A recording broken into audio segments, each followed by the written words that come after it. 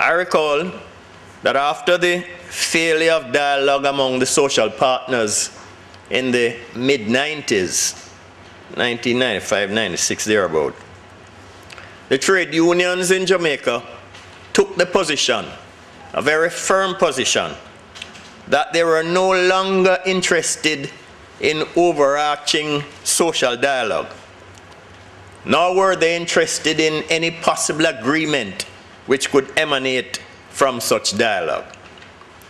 Instead, the trade union took the position that so as to establish that they were interested in dialogue, they would seek to enter into bipartite sectoral agreements between selected employment areas and themselves. And this they did with great success. The agreement between the trade unions and the bauxite industry, the memorandum of understanding between the trade unions and the bauxite industry, stands out today as one of the most successful examples of bipartite social agreement. Social dialogue has a range of potential impacts. Simply, it works by facilitating, accelerating, or cementing initiatives, creating momentum and advancing the reform initiative implementation process. It promotes better diagnosis and design of policy reforms and initiatives. It clears the way for easier resistance-free implementation. It promotes transparency, good governance, and a broader view to issues, while building trust and understanding between the parties. Some believe that the most tangible benefits of social dialogue are the policy reforms and initiatives it can produce. However, the main potential benefit is that of facilitating social and economic reforms by creating and supporting champions for reform, building momentum, and accelerating the reform process.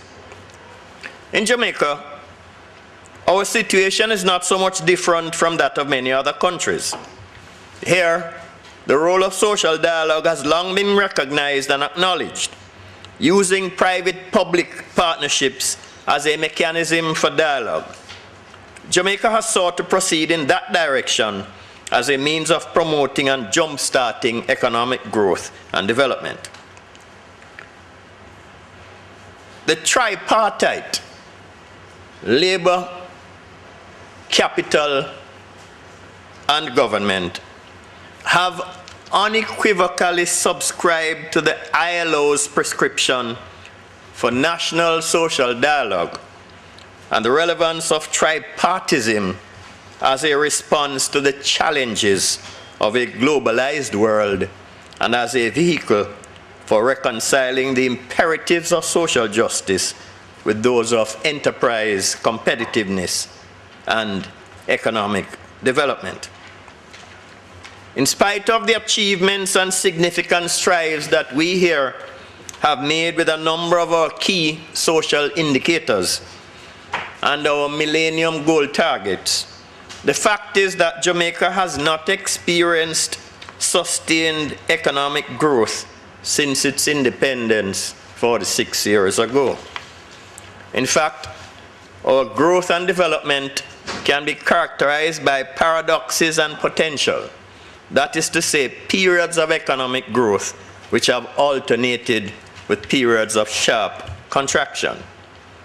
There are those who believe that both the cause and effect of Jamaica's economic stagnation can be attributed in great part to what seems to be the increasingly adversarial dialogue between the public and private sectors. Lack of cooperation and coordination appears to undermine efforts to address the mutually reinforcing deteriorations in the level of security, public health, education, governance, and growth. I want to speak to the government's position before Tony Hilton leaves.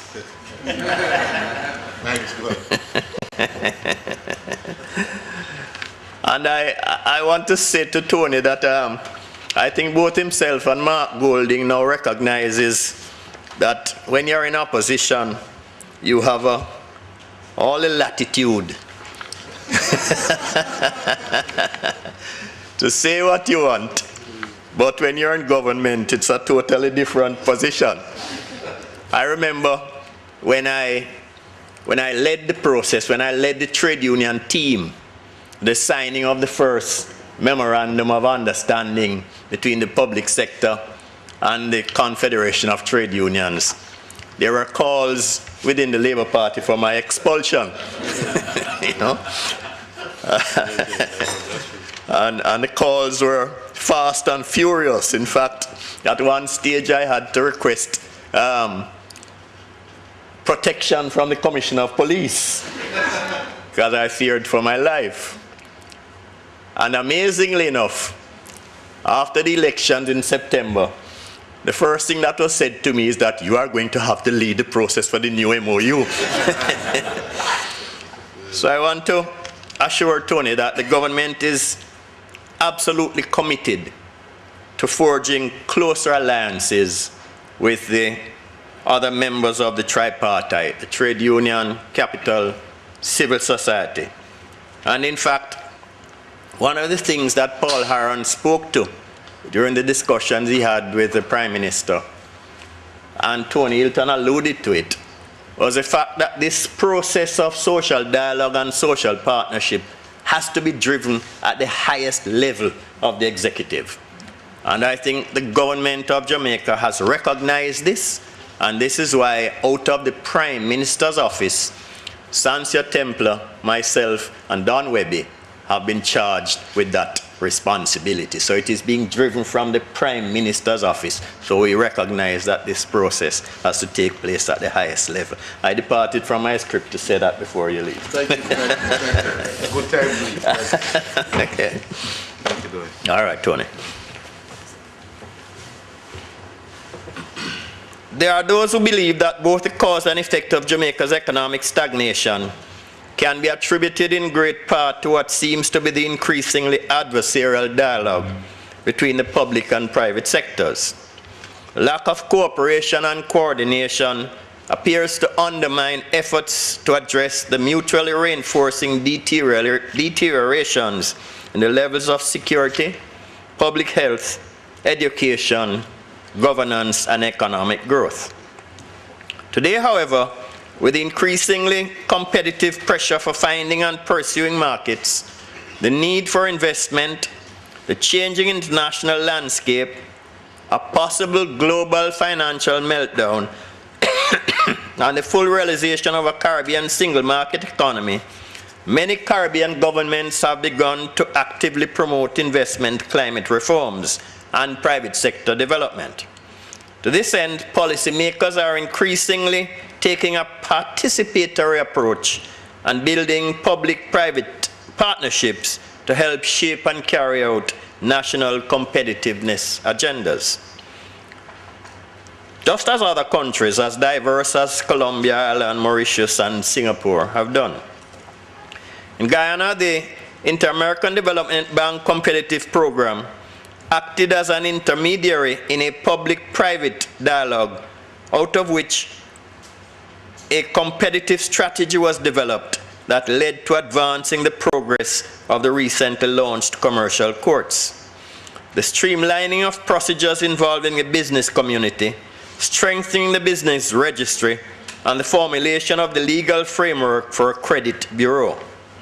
In Barbados, they have contributed to the ongoing tripartite dialogue on business climate issues and have provided technical support in the area of supply chain management, logistics, and trade facilitation. And I think Barbados stands out as the shining example in the Caribbean of tripartite social partnerships. They have completed, I think, 5 protocols, and they are now in the process of negotiating the 6th protocol for 08.